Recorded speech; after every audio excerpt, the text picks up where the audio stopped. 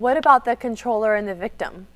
Controllers and victims come from the same home, which is a home that is chaotic. It's unpredictable. They have no rhyme or reason to comfort or emotional connections and feelings. And it's quite frankly a very dangerous home at times, a very controlling home. Oftentimes there's an angry parent or an abusive parent or a parent that has alcohol or drug abuse. Or neglect. Or neglect, absolutely. And so there's just no understanding of what connection's all about. Because of this chaos, the controller will end up going into adolescence and adulthood, typically angry, but also very controlling of others, their environments, their situations around them, and tend to be controlling of people. And that is how they feel safe. That's how they compensate to make their anxiousness subside. And then there's a victim who takes almost the opposite response. Right. Both kids in this family, I think sometimes the more feisty ones end up becoming controllers because they've learned either control or be controlled. And the more quiet, submissive kids end up becoming victims, and they just sort of give up and try and disappear. And they take on a very passive role, which they also carry into adulthood. And then oftentimes you see the controller and the victim marry, and they recreate what they grew up with. How many people can relate to one of these 5 love styles? Just about everybody. This is where it really gets fun when we do our workshops, because when we present the secure connector, initially everyone's, oh yeah, that's me. Then when we present these other 5 styles, all of a sudden it's getting a little quieter. And then when we ask people, okay, how many of you out there identify with the avoider? And people sort of look around, does anyone raise their hand? And all of a sudden, you know, 30 hands go up. How many relate to the pleaser? Another 50 hands go up.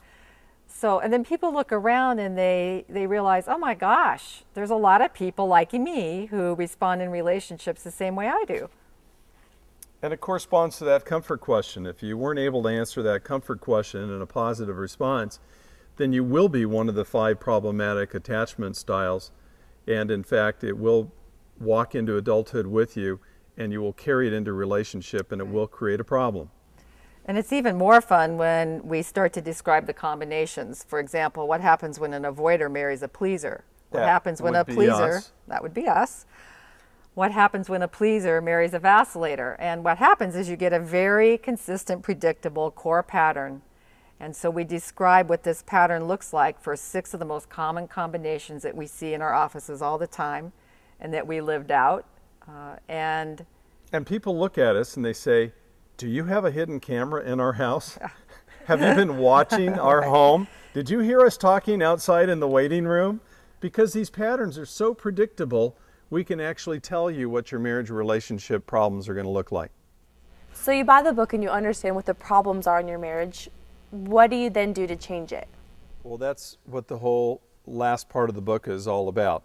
And you have to buy the book in order to have that answer. I'm just kidding. Really what happens is this. We have to understand that we live in a world in which God created us to be creatures who know how to bond. And the mother-child bond is an exceedingly important connection at a very vital time in the child's life, between 0 and 24 months. And many of us don't realize the deep impact of what the ramifications of that are for an entire lifetime. But unfortunately, we live in a broken world in which things don't work well and people do the wrong things, and we aren't the kinds of parents that we need to be and want to be. And sometimes we just don't have any training to rise any higher as a parent. And many times parents do the best they can, but in fact it does create a problem.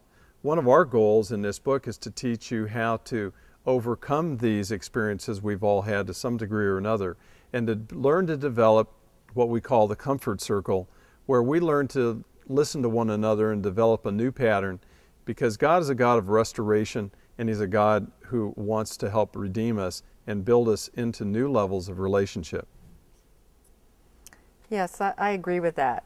I think when you identify your love style, let's say I'm an avoider, then there's some very specific growth goals that each of the love styles need to work on individually.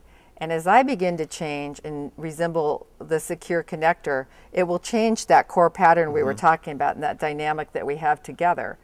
And the marriage will start to flourish but we still have to teach how do we learn to comfort each other if we didn't have that growing up.